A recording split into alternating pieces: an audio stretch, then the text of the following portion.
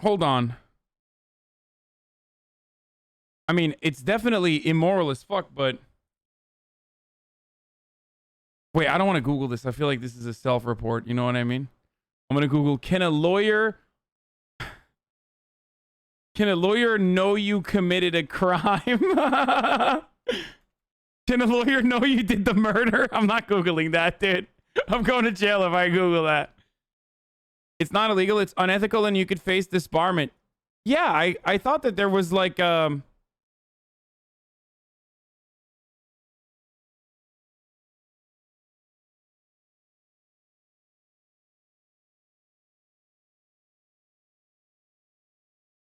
If the client tells the attorney about the location of a missing witness or victim or a key piece of tangible evidence, the attorney sometimes will need to disclose that information.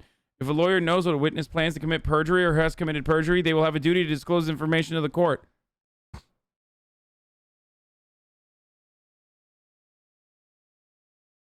There is an ethical duty to inform the court when they know their client is about to lie. In some circumstances, the court can ask what you discussed with your attorney if you talk to them during a testimony. If you confess your crime to your lawyer cannot argue you did not. That's what I thought. Am I wrong about this? Isn't that literally the reason why lawyers like... Or do they always lie about it?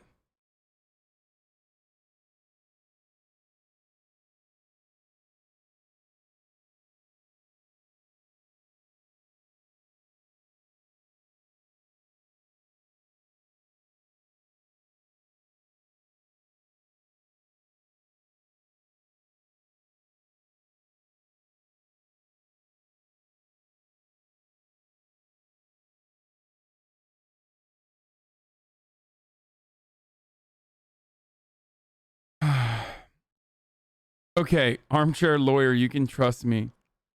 In the course of representing a client, a lawyer shall not knowingly A, make a false statement of material fact or law to a third person, or B, fail to disclose a material fact to a third person when disclosure is necessary to avoid assisting a criminal or fraudulent act by a client, unless disclosure is prohibited by Rule 16.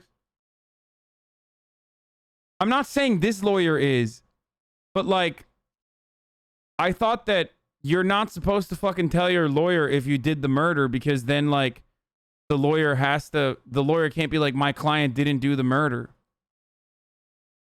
I'm not saying for this reason.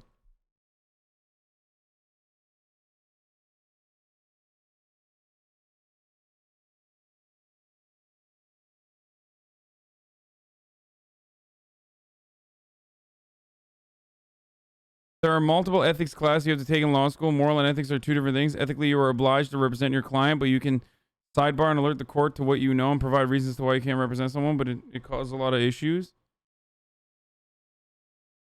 A defense lawyer may not lie to the judge or jury by specifically stating that the defendant did not do something the lawyer knows the defendant did do. Even crimes that are obviously done need to be defended in a court of law. Yes, I understand that. What I'm stating is that like a lawyer can't literally lie, right?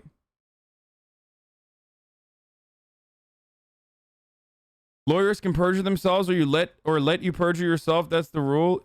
So if you tell, it's a problem. Yeah.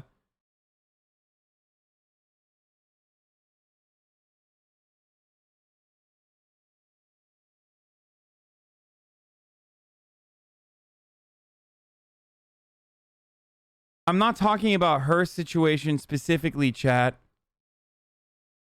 I'm not talking about this situation specifically. I'm saying in general, if you have done a crime, like a murder or whatever, you're probably not supposed to tell your lawyer that you literally did the murder, because while it is still technically covered under attorney-client privilege, no,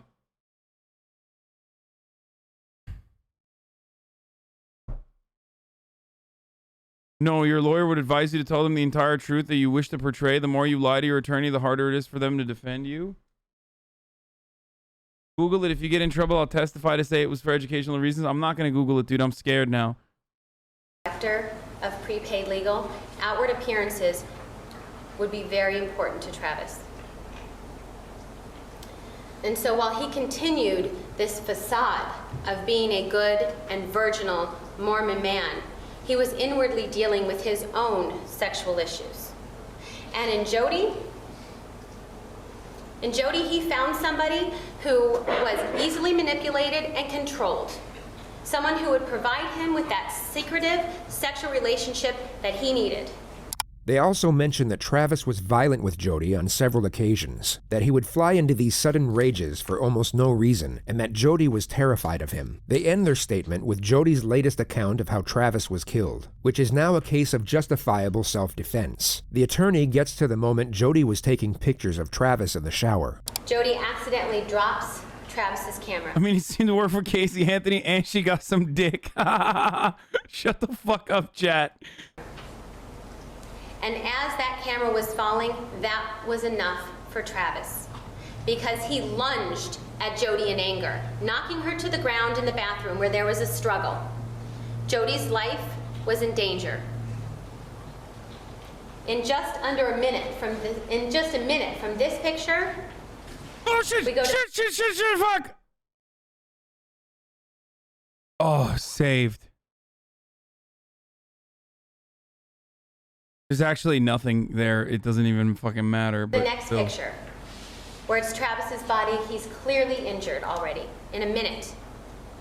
Now that very brief moment of time, a minute, is not the result of premeditation. In that 1 minute, had Jody not been forced to defend herself, none of us would be here. In that 1 minute, had Jody not chosen to defend herself, Okay, 134 to 135. I'm gonna skip the whole minute. This is not a case of whodunit. The person who done it, the person who committed this killing, sits in court today. Bro, I swear to God, I can tell when someone's going to jail just by seeing how charismatic the prosecutor is versus how charismatic the defense attorney is. I swear to fucking God, dude, you can like tell. I mean, obviously, like, you know, evidence is really important too. Like, I mean, they caught her dead to rights in this one, but like remember the fucking Casey Anthony case where like they literally had all of the evidence and she got away? That's because the fucking prosecutor was dog shit in that situation. Also, how the fuck are you gonna say 27 stab wounds and a fucking slitting of a throat is self-defense after getting shot in the face, dude? It's the defendant, Jody Ann Arias. And the person that she done it to is an individual by the name of Travis Victor Alexander, a former boyfriend of hers, an individual that she was in love with, an individual that was a good man, an individual that was one of the greatest blessings in her life. And this love, well, she rewarded that love for Travis Victor Alexander by sticking a knife in his chest. And you know, he was a good man, according to her. And with regard to being a good man, well, Fuck! She slit his throat as a reward for being a good man. And in terms of these blessings, well, she knocked the blessings out of him by putting a bullet in his head. She took the knife and began to stab him when he was in that defenseless sitting position. This is very important to take note of. The prosecution just referred to this, the last photograph of Travis alive. Their argument is that Jody either asked him to sit down or at least waited for him to sit down before she began her attack. She knew Travis had to be in a disadvantaged position before she commenced her assault, and the prosecution's argument is that it was at this moment when Travis received a stab wound to the heart. He would have then began to rapidly lose consciousness from that point forward. He attempted to protect himself and escape, but Dude, he's like naked after the shower, okay? The only other position where a man feels more vulnerable than like naked right after the shower is if he was wearing a t-shirt with no underwear. Okay? Those are the two. That's the most vulnerable position you can be in, dude. I'm just like literally.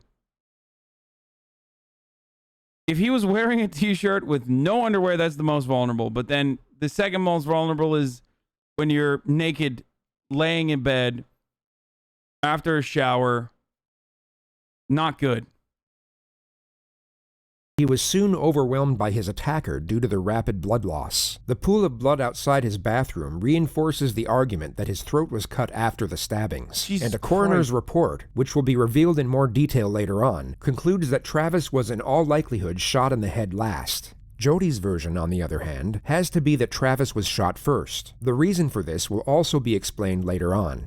And began and stuck the knife in his chest. He struggled. He grabbed the knife. And when he grabbed the knife, of course that resulted in more blood. I pushed the girl who was there, and I was able to get the better of her, and I was about to run out, get out and go get some help. Except that I was then confronted by the guy.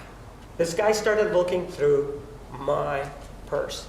And lo and behold, in my purse, believe it or not, I happen to have my car registration that shows my address, because that's what I carry around. So they knew, they being this guy, knew exactly where I lived. And he said to me, well, if you tell what happened here, the same thing's going to happen to your family. Bro, this is so dumb. I mean, she's so story now. Now, it's not that she wasn't there. Now, it's not that it's two people with whatever variation she may have provided to these national shows. Now, she admits it. It was her. She's the person who actually did this. And even though she says that, she still has a view as to the evidence. And this is exhibit number 248. No jury is going to convict me. Why not? Because I'm innocent, and you can mark my words on that one. No jury will convict me. I also ask that you mark her words while you're marking the guilty verdict for her premeditated killing of Travis Alexander. Jody spent 18 days on the stand. When she knew what questions were coming, and when completely uncontested, she was very much in her element. She was able to respond to the questions instinctively, and her dialogue came out in a confident and natural manner. You could tell she had each and every one of her responses planned to it. Dude, you literally called a black woman a Nazi today because of what she said about rap music? Dude, literally fucking spamming it right now. Dude, one, I don't know who the fuck is black and who the fuck is not black. Why the fuck am I supposed to know that? Two, the argument that they made straight up is the same exact fucking argument that Nazis make about art. And three, the black woman was the person who fucking compared rap music to minstrel forms of art. When I was talking about like rap music being the personal experiences of fucking black people or whoever the fuck is singing the rap music. Also, fuck you, dude. I mean, seriously, fuck you, dude. Here, is that what you wanted? There you go, dude. Here, you got fucking banned now. God damn, dude.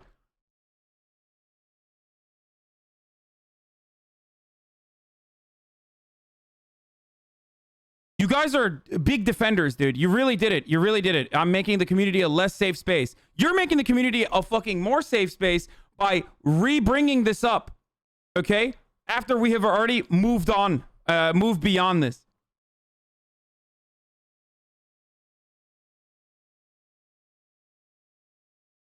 What a fucking idiot, dude. Yo, thank you for your defense, dude. You really exposed me for the racist I am and showed everybody how non-racist or anti-racist you are. God damn, dude. Could have just ignored the comment, you know? How about fuck you? How about I didn't ignore the comment? And how about you fuck yourself? You could have just literally not typed that in the chat, but you chose to because you know I'll fucking read it. Let's keep going. A T, and had considerable faith that her manipulative prowess would ultimately save her. I don't know why, but they were Spider-Man, and... At this point in the trial, the defense had already detailed how Travis was physically abusive, sexually overbearing, and a deep-seated pedophile. Jody stated that she caught him on his computer looking at images of children, and that Travis had even asked her to wear Spider-Man underwear during sex. The next segment is Jody's supposed theory as to why Travis had such a request. I do know, however, that the year prior, there's a child he was close with that really liked Spider-Man. I don't know if that had anything to do with it, but he was very much into Spider-Man. This is the reason why she never left Travis after finding out about his pedophilic urges. I was under the impression that when he was able to sleep with a woman as opposed to fantasizing about a child, he felt like more normal as a man. So also I had seen prior to this incident many beautiful qualities about him and good qualities about him and things that were attractive about him. And I believed that this incident was a negative part of himself that he didn't want to foster or that he was fighting or struggling against, and that he ultimately wanted to eradicate. So just to clarify what she actually said, her understanding and support of nature was the reason she stayed in a relationship with an unashamed pedophile. She kept it a complete secret, hoping he would change, all the while he was being physically and emotionally abusive on a regular basis. She's tearing down his character, but trying to do so in a subtle manner. She gives off the impression that she's holding back on his detraction to preserve some of his reputation, when she's actually trying to destroy it as much as she possibly can. This is Jodi's version of events that led up to the killing in her own words. It's important to note that when you rehearse something in your head repeatedly, it can be as though it actually happened. And as we know, Jodi had nothing but time on her hands for the last 4.5 years. The clip will begin at the moment she dropped Travis's camera. It slipped. It was kind of like, the best I could describe it, like when you go to catch a football but it bounces and you kind of fumble it a little, because it didn't slip and just drop. It slipped and I tried to catch it and it kind of bounced a little and then fell on the ground and bounced and rolled onto the tile. It fell first on the mat, then it rolled right onto the tile. The mat isn't very big, it's just kind of right outside the shower. At that point, he got very angry and he stepped out of the shower. He lifted me up from the crouch position with enough force that my feet came off the ground momentarily, and he body slammed me on the tile. At that point, I rolled and I ran down the hallway. I ran into the closet. I slammed the door. I start running. If you are looking at the diagram, it would be on the left side of the seat. I began running that way with my initial intent to probably run out this door. I instead went for the gun. According to Jodi, a gun was hidden above the shelves in Travis's closet. She had discovered it a month earlier while cleaning. I grabbed the gun. Right about then, Travis was opening the door. I grabbed it. I ran out into the bathroom. He ran, I believe, straight toward the door as well. At that point, I had run out of the bathroom, and I turned, and I just wanted him to stop, so I pointed the gun at him, hoping that that would just make him halt. And it didn't. Instead, he lunged at me right around the time that the gun went off. And I didn't mean for it to go off. This is why her version has to be that Travis was shot first. According to her, it was all an accident. There was no intention to actually kill, and Travis's death was the unintended result of his own senseless aggression. So you might be wondering how she can explain the 27 stab wounds and the laceration to his throat. We fell with pretty good force down in the corner, near 15, but not quite that close. It was kind of near the sink, kind of, sort of that area. And he fell kind of on top of me, but to my right. Bro, there's literally no defense of like stabbing someone 27 times and then shooting them and then slitting their fucking throat like 28 times. Like, there's just nothing. There's no. And also, you made up a lie. Like, if he was a pedophile, why'd you make up a lie that like 2 people were trying to murder him? Like, there is anyone who entertains this is only doing so because they're simping. Straight up. There is no other way that anyone could fucking entertain this story.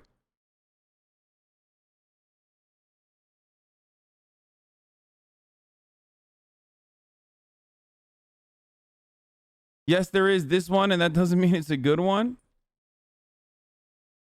I didn't want him to get on top of me. He was grabbing at my clothes. He was trying to get on top of me. I don't know where the gun went at that point. It was not in my hands anymore. Like, seriously, I just can't get over it. Like, okay, so he was a pedophile. Came out of the blue, by the way. What the fuck? But, like, that's still not a defense, okay? There is no, like, oh, he was a pedophile, which is why I murdered him when he wasn't even, like, doing anything in the act. You know what I mean?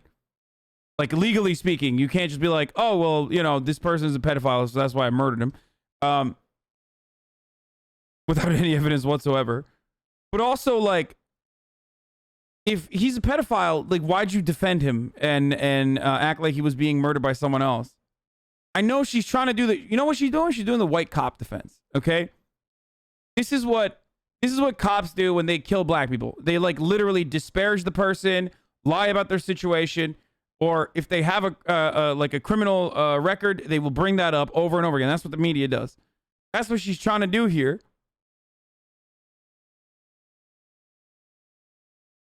But it still doesn't make sense. It got knocked out of my hands, or if I dropped it, what? I broke away from him, and as soon as the moment I broke away, that's when he threatened my life. Just to be clear on what Jody is talking about, after she accidentally shot Travis in the head, he wrestled her to the floor, but she then managed to break away, at which point he screamed the words, "I'll fucking kill you, bitch." I'd have no clear memories after that, at all. Things began to get really foggy after the gun went off. So there it is, her explanation as to why she slit the throat and continued stabbing the man she had no intention of killing is that she can't remember. The trauma of the situation caused complete memory loss, but she's able to detail how terrified she was right before her recollection goes blank. It's hard to describe the fear. It was like mortal terror. It really was. When he was trying to get on top of me, I thought he was, and then he threatened my life. I really thought he had intentions to kill me. So I don't remember any specifics of what happened right after that point. This is her explanation as to why she never called the police once she came to her senses, and also why she went to such lengths in order to cover up her involvement. I didn't want people to know the kinds of things that were going on in our relationship. I felt that if I told police Travis attacked me, I would have to give explanation as to why he attacked me. And if I gave explanation as to why, I would have to go back through the different incidents that we'd gone through and how those things didn't really begin until after I walked in on him. I believe they were related, and I didn't ever want to go there. So it was all convoluted, and I thought that by saying that would open the door. Bro, there are some real fucking freaks out there, dude. Remember, chat, she fucking murdered this dude.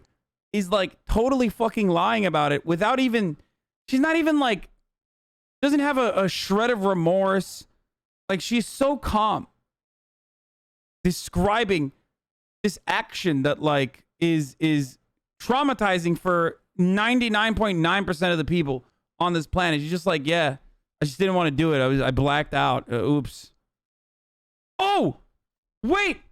Before we fucking forget, she literally drove after she fucking fucked him, murdered him, drove to another boyfriend's house and fucked him too. Oh my God. I forgot about that. No, not an ad. Stop. To that. And I didn't want to de-edify him. So just to abbreviate what she said, it was all to protect Travis's reputation. She asserts that she was so upset by the event that she became suicidal, and would detail 4 different occurrences in which she tried, but ultimately failed to kill herself. The first attempt was intended to be by self-inflicted gunshot, and Jody connects it to the registered gun police found in her bedroom after the arrest. I was going to wait until I left Wairika and got to the Salinas or Monterey area so that it didn't happen right in my family's own backyard, so to speak. And I was leaving for that area the morning I was arrested, actually. Her other attempts supposedly happened when she was in jail. I had written out all... Here's a fucking very interesting fact about Arizona. It's one of 3 states in the country where the jury can ask questions, which is kind of wild when you think about it. And apparently they did. I don't know if they'll show this in the video, but it's kind of wild that like you just have like juries straight up ask questions. All my suicide letters. I sent my note. I sent them all in an envelope to my grandmother's. Do not open until November 10th, 2008. I was hoping to be dead by then. I was like giving myself a little time to get my affairs in order. I had asked for extra long. If you were so traumatized by murdering traumatized by murdering this dude, like, why did you literally, the first thing you do is call yourself to like establish an alibi? that you weren't there. Kind of weird, dude. Laundry so I could stuff it around my body because there was somebody sleeping below me and I didn't want anything to I didn't want anything to get on her. So I stuffed it around my body and got under my blankets with my razor. I never did it, obviously. I'm still here, but I was getting comfortable and I was really pissed at myself because I just wanted to be done. The final strategy from the defense is to portray self-blame from the defendant. It's a subtle ploy to make it seem as though she's not even trying to appear innocent, and thus give credibility to everything she had stated up to this point. Have you forgiven yourself for not finding another way out of the situation you found yourself in on June 4th? No, I think that if I had just left before any of that happened, I have a million regrets. I mean, I was scared of him and I reacted, but I still... Right equals win. I will always regret everything about that. Do you blame yourself for not taking some other alternative measures? Yes. I think maybe if I had handled the gun properly and I meant to just point it at him, I thought it would stop him. And maybe he wouldn't have gotten as angry as he did. Maybe he wouldn't have threatened to kill me. I don't know. Ma'am, do you remember having a conversation with Detective Flores of the Mesa Police Department back on July 15th of 2008? Yes.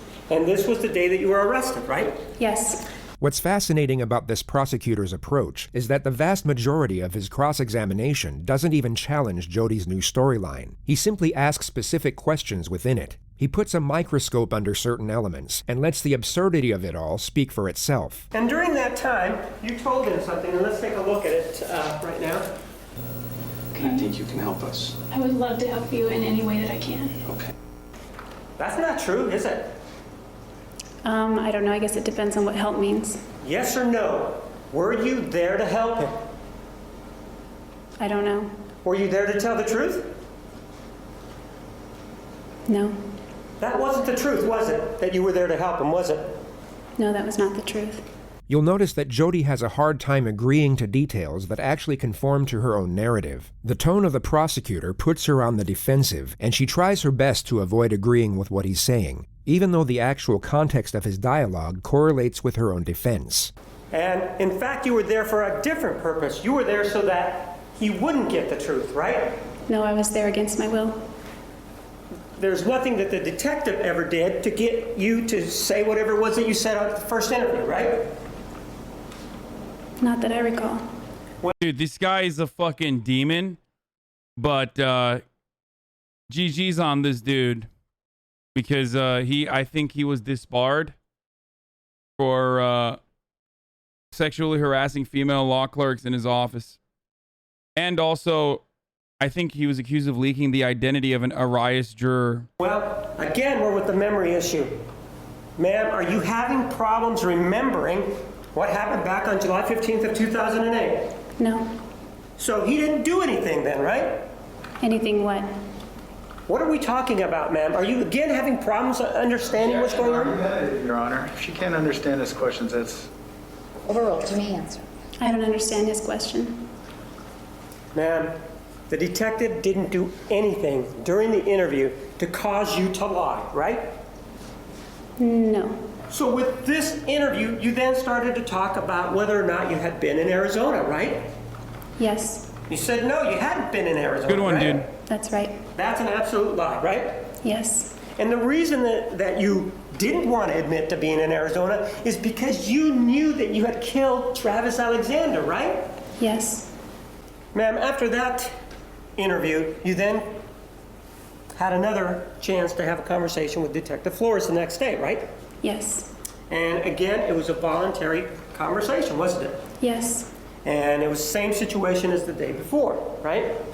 He sat down, he asked you questions, right? Yes. That's when you changed your story, didn't you?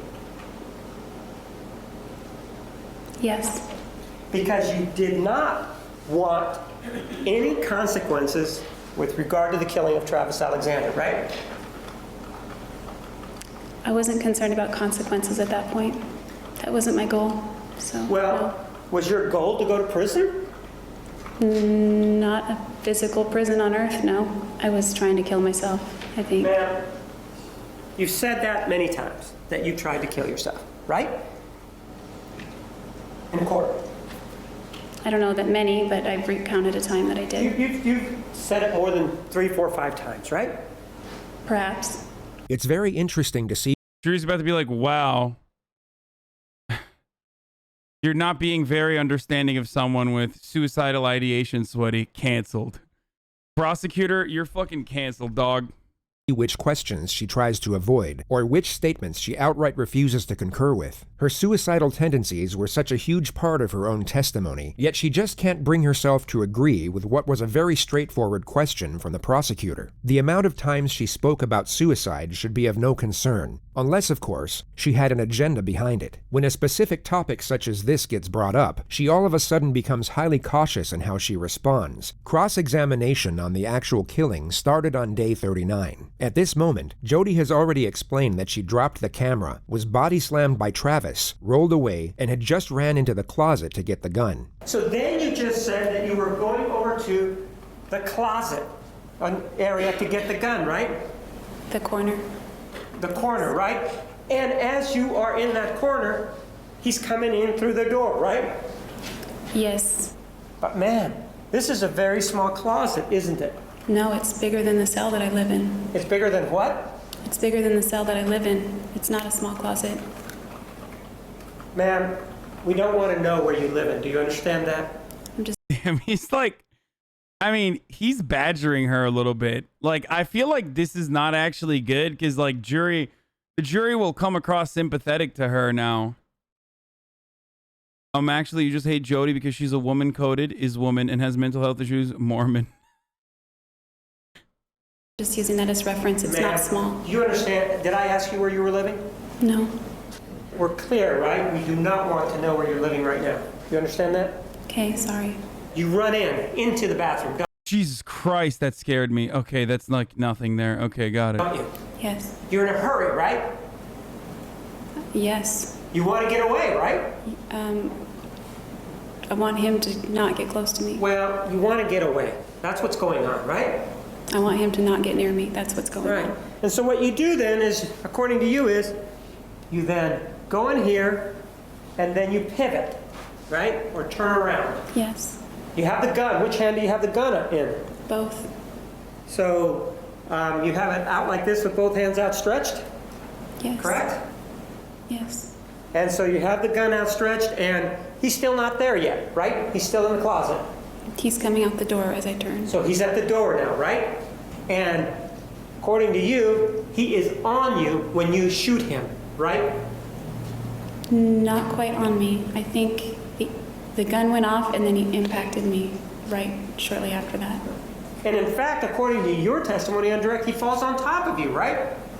He lunges at me like a linebacker. Jody used this linebacker analogy a number of times throughout the trial. The prosecutor now asked, I bet that's fucking coached. Like, where did that come from, dude? That seems so fucking memorized and coached, dude. Like, oh yeah, he lunged at me like a linebacker. Like a linebacker.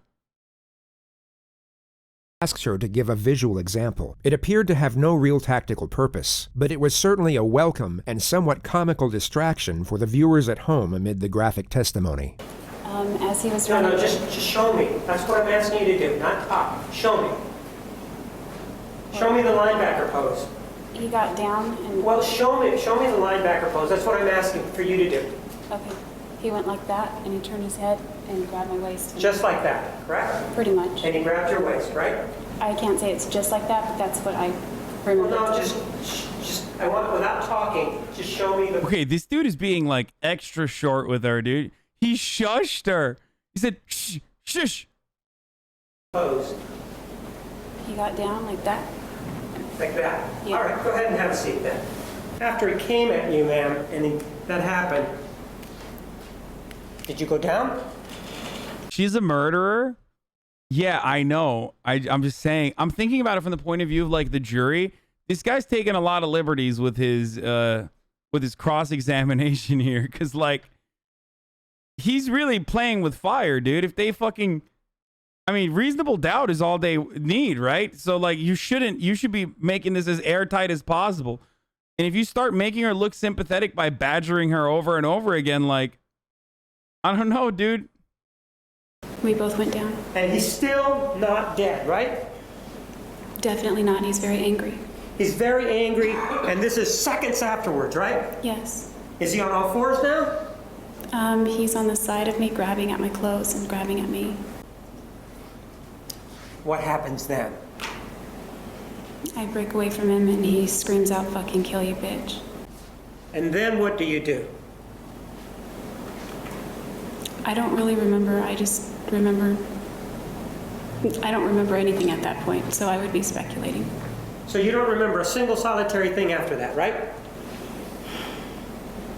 The prosecutor for the next several hours would The reason why they're not interjecting is because it's probably because of what I just mentioned. Lawyers don't want someone to talk about things not relevant to the question being asked.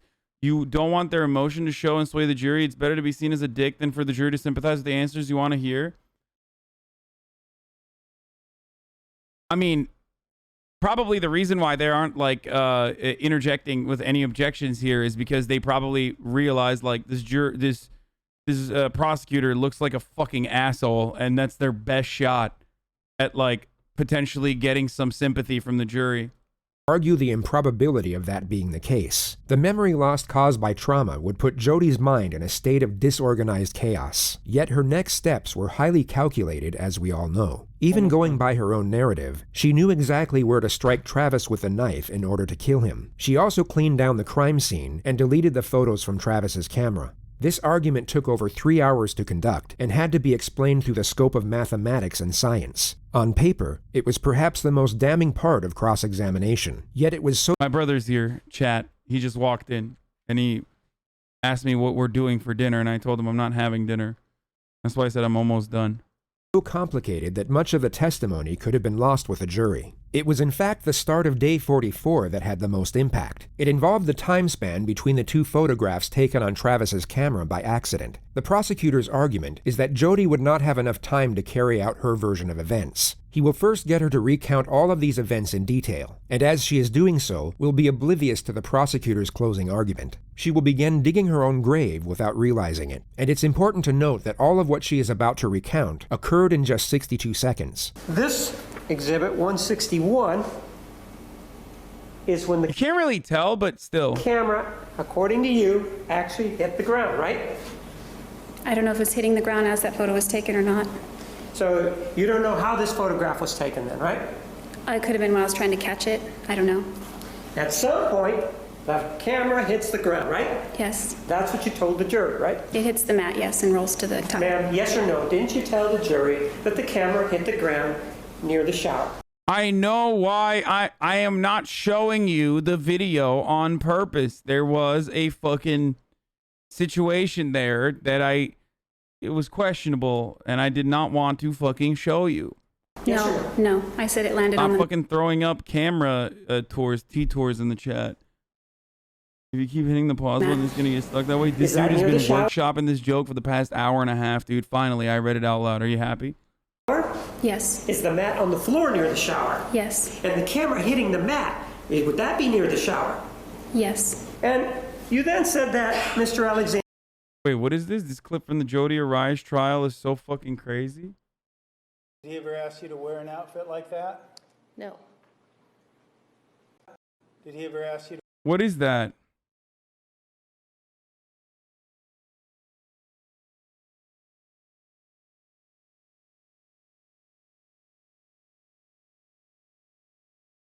Did he ever ask you to wear an outfit like that? No. Did he ever use phrases You puts me on another planet. You are the ultimate slut in bed. No wonder I blow enormous loads every time. I want to send one down with your you throat. that you're the ultimate slut in bed? No. And did he talk to you about blowing enormous loads every time? No.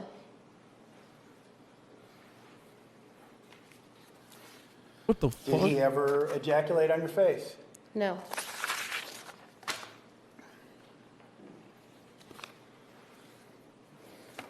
Did he ever call you a whore, No. a slut, No. a three-hole wonder? No. A three-holed wonder? Dude, that's fun. Dude, what is happening here, dude? What does that even mean? What's a three-holed wonder? Oh, her asshole, her pussy, and her mouth. Oh, Jesus Christ, that's... It was stuff Jody alleged Travis said and wanted to do to her. Did he ever tell you how he wanted to tie you to a tree and, quote, put it in your ass? No. Must have had a different relationship that he did with Miss. Wait, so that was the defense's defense, was that, like, he was a bit of a sex pest. Not a bit, but, like, actually a sex pest, right? Like, he was kinky as fuck. And that... No, it means bowling ball. Three-holed wonder. Why the fuck is sex talked about in the court? The fuck kind of respect and discipline is that? Guys, they're trying to get her... They're trying to get her out of... going to jail for life, dude. What the fuck? It's a trial, dude. You know they show him naked. Like, that's how it works. They also show him murdered.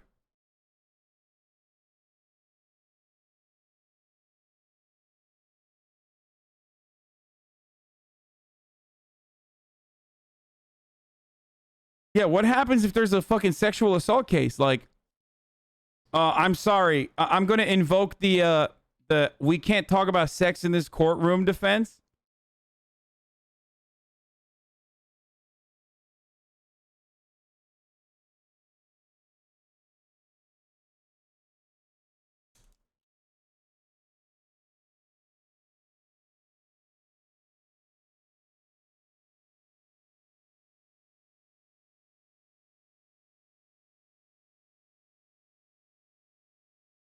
I think they're trying to show he was abusive as well. I kind of think he was, but it doesn't... No, he was not fucking... Dude, her testimony, even her testimony about how he was abusive revolves around like him asking for sexual acts. I think the thing was like that she said that he would want to do anal and oral only because he's a Mormon. But also, again, a lot of that testimony is like questionable at best. Possibly because, you know, she's a fucking murderer who lied about everything, including, you know, saying that she was a fucking pedophile and shit, or he was a pedophile and shit. So yeah, I think I'm gonna go ahead and not believe the lady who stabbed this dude 28 times and then slit his fucking throat and then shot him.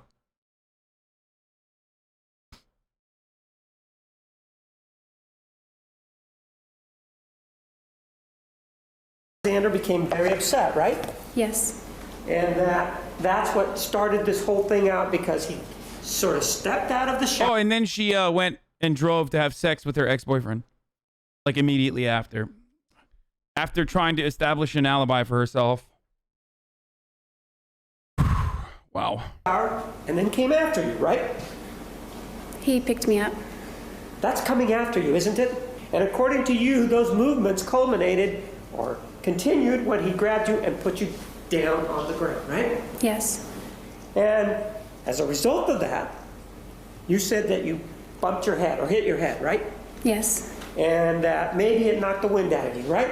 Yes. And that you were in fear at that point, right? Yes, very much.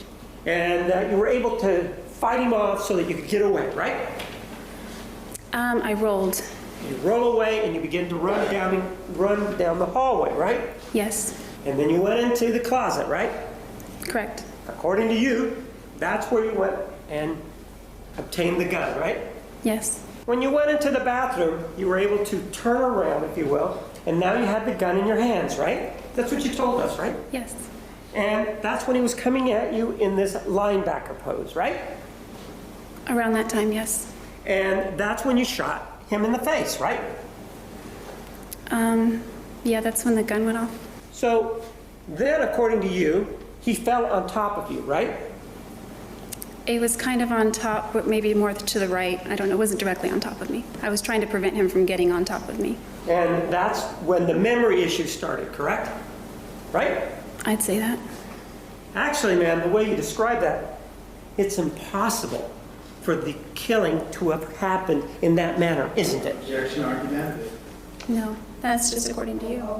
You'll notice that Jody evades the majority of the questions in this next segment. She starts to realize the argument put forward is making complete sense, and will at all costs avoid saying yes to most of the points laid out for her. It's as though she knows a fundamental part of her storyline is about to be exposed. We know that there's some action that is going on at 5:31. Hold on. It's coming. It's coming. It's coming. It's coming. 14, right? Something's going on, right? Yes. We also know This is that just the regular. Exhibit 162 is 5:32:16, which is a minute and 2 seconds later, correct? Correct. So you've now shot him. You've told us that the fog is rolling in and that you have no memory. You still don't know where the knife is, do you? I don't remember a lot from that period. It could be. Right, but you told us before that period even that you didn't know where the knife was. Do you remember just telling me that? Today, as I sit here, I don't remember where the knife was. On June 4th, I might have remembered where it was. Do you remember a cross-examination that I asked you if you knew where the knife was on June 4th? And you said, no, I don't remember where the knife was. And so as you shot Mr. Alexander, you by necessity then have to go look for the knife, don't you? Damn, I bro, don't know he's the answer getting to that. into it, Well, dude. you didn't have the knife in your hand when you shot him. Did you? Sustained. Did you have the knife in your hand when you shot him? Objection, argumentative. It's the same question. Overruled. No, I did not. So that means that if you didn't have the knife in your hand, you needed to go get it from somewhere, right? I guess. I don't know. No, there's no guessing here now.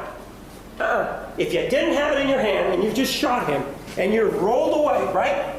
Objection, argumentative. Sustained. You do then agree that if you didn't know where the knife was, and Mr. Alexander didn't have By the way, this is why your fucking lawyers will oftentimes, tell you not to testify, like not to go on the, not to get cross-examined. Not to testify, sorry. Not to get, like, cross-examined.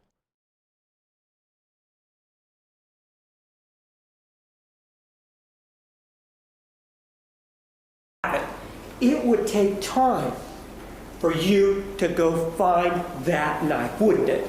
Objection, argumentative. Overruled. I don't know. I don't know where the knife was.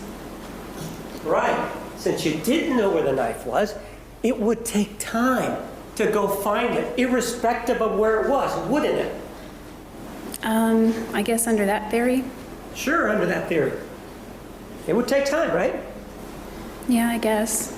And what you're telling us, under your scenario, is that in 62 seconds, you get body slammed, you do whatever you do, but you get away, you run down the hallway, you go in the closet, you grab a gun, you back up, you shoot Mr. Alexander, he goes down, he's still pawing at you and saying, fucking kill you, bitch.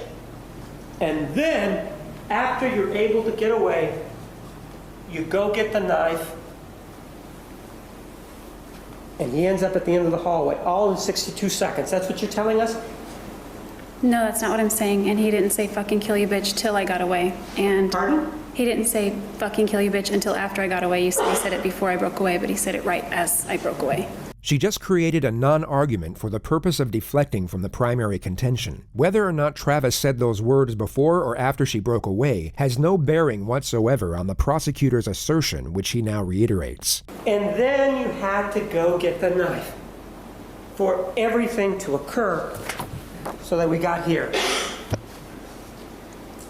I don't know what's all the particulars of what's going on in that picture, so I can't even say if that's true or not. You might be thinking Jody has an argument here, that perhaps Travis was only shot and not stabbed. This would have given reason for the blood, and contend that Jody wouldn't have had to go looking for the knife. But the medical examiner found little to no bleeding at the site of the bullet track. The probable reason for this is that Travis was already dead. But there are also medical phenomena that could still prove Jody's narrative to be true. What she can't prove, however, is that this blood came from the gunshot. You say that he gets shot, right? That's correct. Goes down.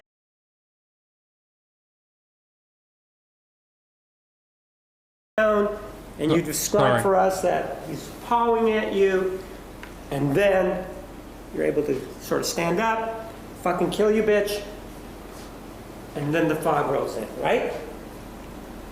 No, then I have no memory. The fog was already there. The fog was already there. And did you or did you not have the knife with you? I did not. And you obtained it at some other point when you can't tell us, right? It would appear that way, yes. You say it would appear that way. Let's be clear, there wasn't anybody else there, right? That's correct. And you did stand up at some point. You remember telling us that, right? I believe I did. And when you stood up, he was still on the ground, right? I don't recall looking back. Pardon? I don't recall looking back. So you were, even though he's still a threat to you, according to you, and he's just threatened your life, you turn your back on the threat? Yeah, I'm trying to get away. This was the time she stated verbatim, the fog was already there. Yet when she feels threatened by a question, she all of a sudden has a vivid recollection. The element of the time span between the two photographs goes on for another 45 minutes. I mean, there's like so many holes in this story, dude. It like doesn't fucking matter. You know what I mean? Like I feel like they're having an argument over they're having an argument over semantics at this point on an issue that is like super fucking clear cut. Yet the full context of the argument had already been asserted by this point, and perhaps strengthened by Jody's defensive posture throughout the entire exchange. When a battered woman is attacked and they're defending their life, they don't know when to stop. Travis Alexander's body was stabbed 27 times. It may be that Jodi Arias didn't know when to stop. This individual, the defendant, Jodi Ann Arias, killed Travis Alexander. And even after stabbing him over again, and even after slashing his throat from ear to ear, and then even after taking a gun and shooting him in the face, she will not let him rest in peace. But now, instead of a gun, instead of a knife, she uses lies. This is an individual who is manipulative.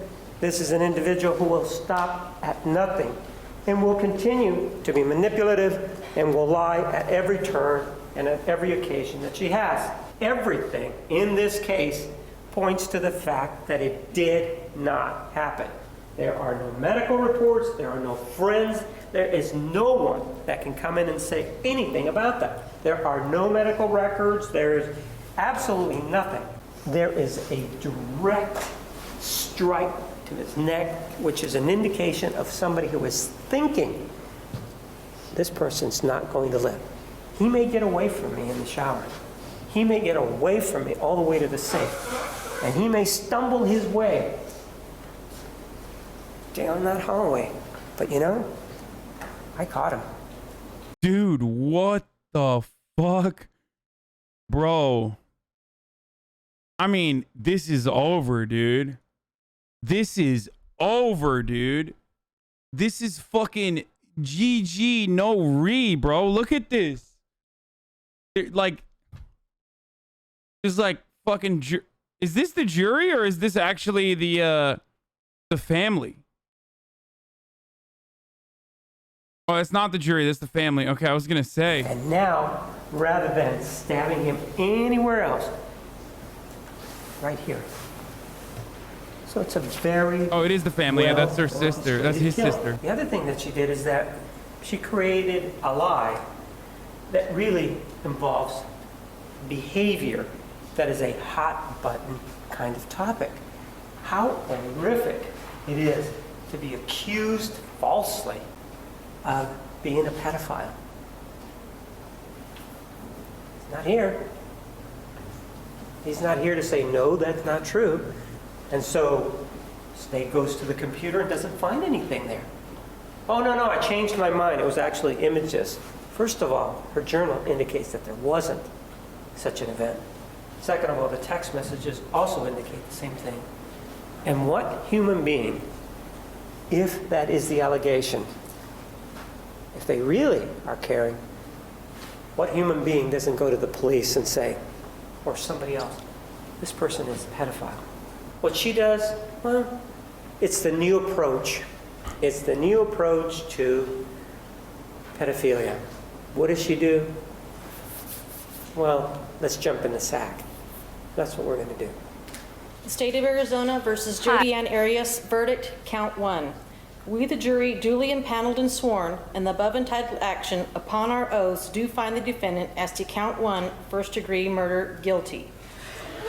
5 jurors find premeditated, 0 find felony murder, 7 find both premeditated and felony. Just a couple of minutes ago, you heard the verdict from the jury. What are your thoughts? I think I just went blank. Bro, what is this? Like they're fucking interviewing her like she's like she missed a tackle or something. You know what I mean? It's like a post-game interview. What do you have to say? Many people are saying that the Lakers were better off without you. What do you have to say to those haters?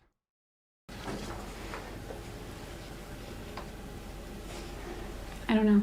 I just feel overwhelmed. I think I just need to take it a day at a time. Did you avoid eye contact with Travis's family while you were in there, or did you make eye contact, and what are your thoughts on that? I typically avoided eye contact. Travis comes from a family where they all sort of look a lot alike, so when I see their faces, I see Travis, and I see the man that abused me, and I don't want to look at that. Well, the worst outcome for me would be natural life. I would much rather die a lot sooner than later. Longevity runs in my family, and I don't want to spend the rest of my natural life in one place. So you're saying you actually prefer getting the death penalty to being in prison for life? Yes. Jodi changed her mind about wanting to die. Again, during her plea to save her life, she... The YouTube video. This guy, this is like the shortest I've ever heard this narrator on any of the... Like, he literally was just annoyed with her the entire time. The narrator popped off on this one. He's just like, she changed her mind again. Originally, she wanted to die, but she no longer wanted to die. Okay, dude. Like, yeah, she was lying about her suicidal thoughts. Like, that was He was a lie. sure to mention all the charitable work she decided to take part in after being charged with first-degree murder. A few months before trial, and by that I mean jury selection, my hair was past my waist, and I donated it. Additionally, I've designed a t-shirt. What the fuck? Bro, that's awesome, dude. Yo, what is this defense, dude? She's such a freak. This is the t-shirt, of which 100% of the proceeds go to support nonprofit organizations which also assist other victims of domestic violence. Bro, are you fucking kidding me? Bro, his lawyer's like, this was dumb. This guy, even he's like, dude, you're going to jail, dude. You fucking. Who wants murder hair, like, for real, bro?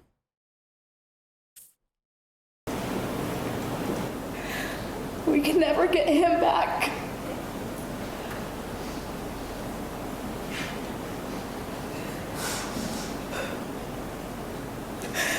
We are so grateful for our wonderful brother, and we feel so lucky and blessed for the time we had with Travis, however short-lived. We would give anything to have him back. Anything. Thank you.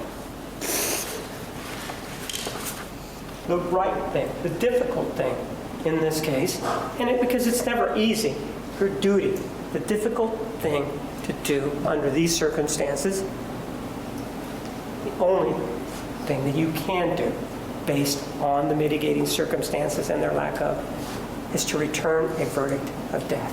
The simple question that's before you is, do you kill her? That's the question. What? She has done something very bad. She did. And you have convicted her for that. You have told her that she is guilty of first-degree murder for that. But the question is now, do you kill her? State of Arizona versus Jodi Ann Arias, sentencing verdict. Bro, what is that, a throw, dude? Yo, they're literally, I know it's a death penalty case, but still, she's just like, it's like, come on, are you gonna fucking murder my client or what, dude? We, the jury, duly impaneled and sworn in the above entitled action, upon our oaths, unanimously find, having considered all of the facts and circumstances, that the defendant should be sentenced. No unanimous agreement. Signed, foreperson. Is this your true verdict, so say you want to know? Yes. It is ordered. The defendant shall be incarcerated in the Department of Corrections for the rest of her natural life with no possibility of parole. Jodi Arias is currently housed at the Arizona State Prison Complex. She maintains her innocence to this day.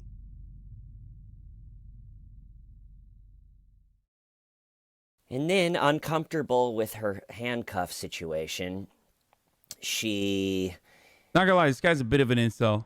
Then gets up off the chair, which I don't know if any of the people that I've done yet have done anything like this. She gets off the chair and then sits on the floor. And at one point on the floor, she's like this, and then she like whips her hair way back. And when she did that, I was like, ha! She just is a horrifying, just the way she moves. I think I said that in the other one. So she's sitting there, and then this woman, I don't know, detective or something comes in. It kind of like is like, what are you doing on the floor? I know it's the dude that owns the channel. I don't know. He gave me like, he gave me bad vibes the last time. One of his outros made me like, cringe a little bit. I mean, obviously they're not terrible because like their analysis is pretty good. Also, this one wasn't that bad. I know the guy who writes these. He's one of the guys who writes them. I think there's like a bunch of them, right? Calling the guy an incel just pissed off half of chat. No, he's one of the writers. He's one of the writers. I'm pretty sure.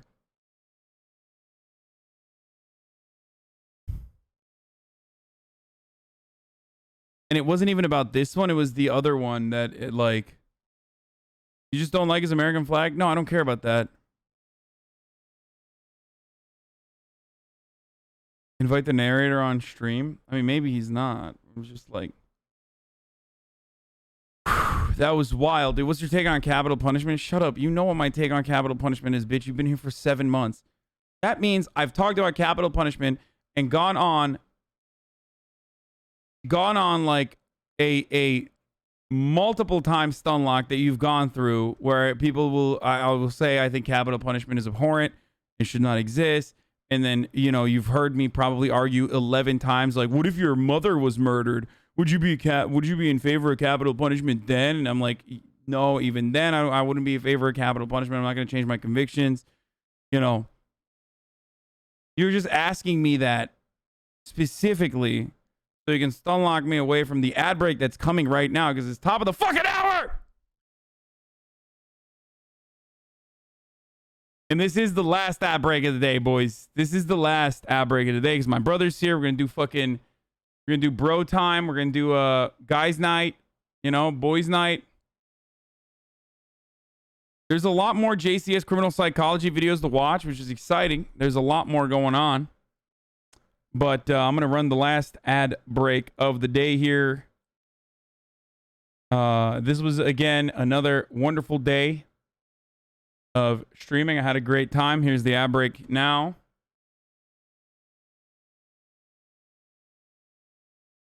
Please watch the interview. It's from the interview. Please. You said it right there. No one believes a word out of your mouth. Why do you keep talking? Well, because I know that I've lied before. That doesn't mean that I'm a liar by definition. You said today you want to give Travis's family closure. You know they want you dead. So why don't you give them that closure? What do you mean by that? Why don't I? What the fuck? That's crazy. He did not say that, dude. That's wild that he's just...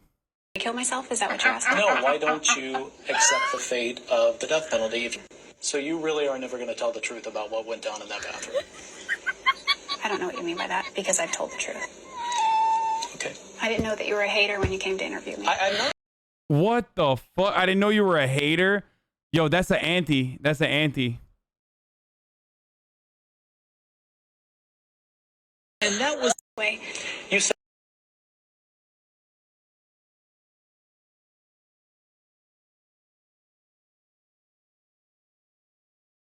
That's crazy. Always remember, Hassan,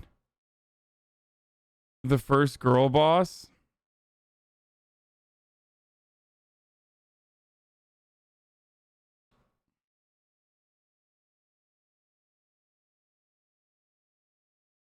We have to watch the full interview? Okay, we'll do that tomorrow. I gotta hang out with my brother. I'm sorry.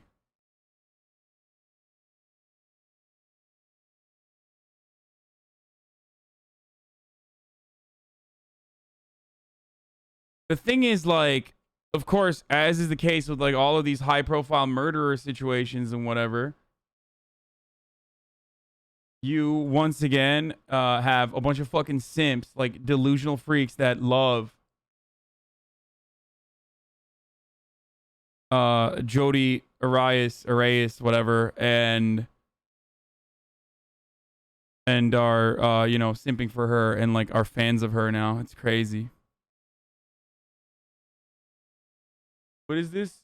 It's cool to watch someone learn history in real time. Throughout the 20th century, the U.S. intervening, or just you could throw a dart anywhere at the global map, and you can probably find, at some point throughout the 20th century, the U.S. intervening to undermine, some type of social democratic effort and backing the most vicious right-wing elements. And the irony of them calling this anti-Semitism when the U.S. very consciously and explicitly out of World War II allied itself with former Nazis, helped Nazis escape justice, was complicit in what was called the rat line, with getting Nazis out of Germany and into these death squads that were run by the United States and deployed in an anti-communist fashion against the Soviet Union and against leftist elements in South America. But who ended the Holocaust? I mean, what country? The Soviet Union.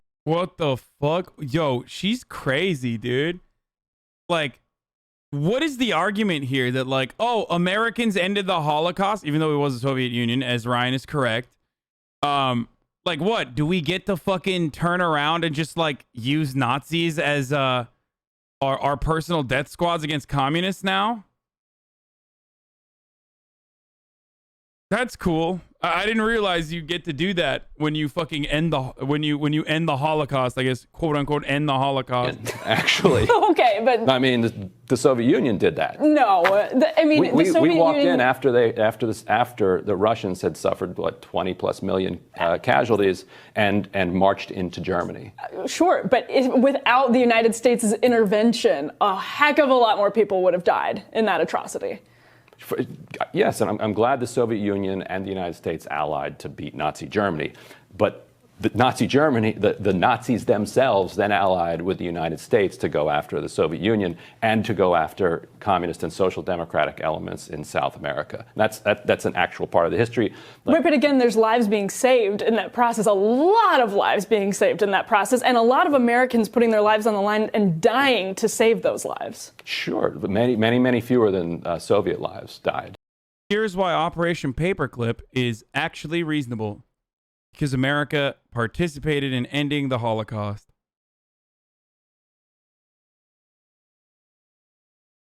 Yeah. Have you considered that Americans also fought the Nazis? Exactly. To take on the Nazis. Yeah. Or just I did my last ad break. I just want to finish this I video. mean, what country, who ended the Holocaust? I mean, what country? The Soviet Union, actually. Okay, but... I mean, the Soviet Union did that. No, who ended...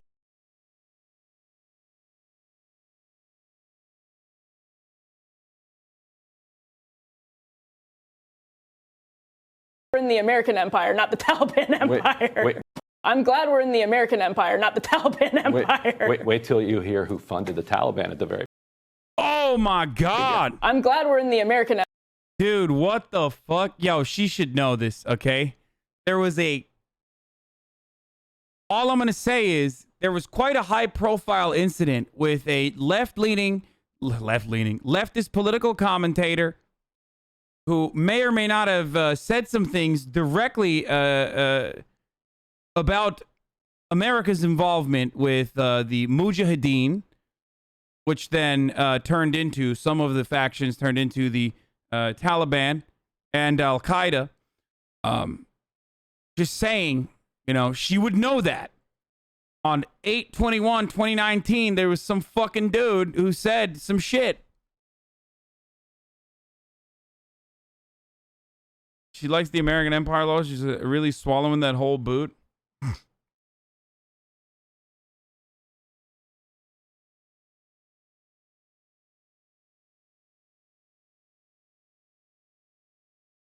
Some Twitch streamer said that.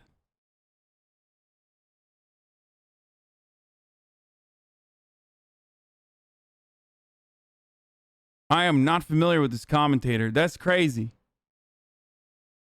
That you are unfamiliar with. Yeah, his name was Saikuno. He's the one who said it. Yeah.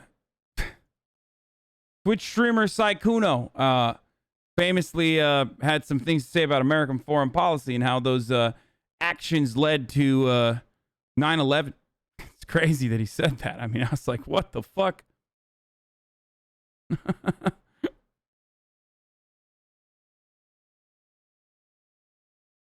Anyway, all right, boys, that'll do it for today, I think that'll do it for the day.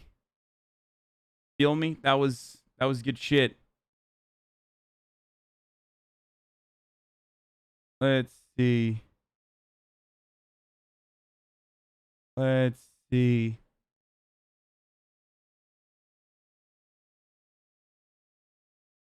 You know what? I'm going to fucking send y'all to a good friend of mine who hasn't been fucking streaming in a while.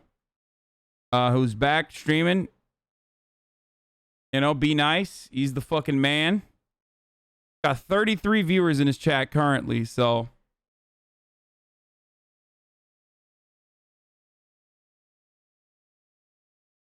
He's a legend at playing League of Legends. All right.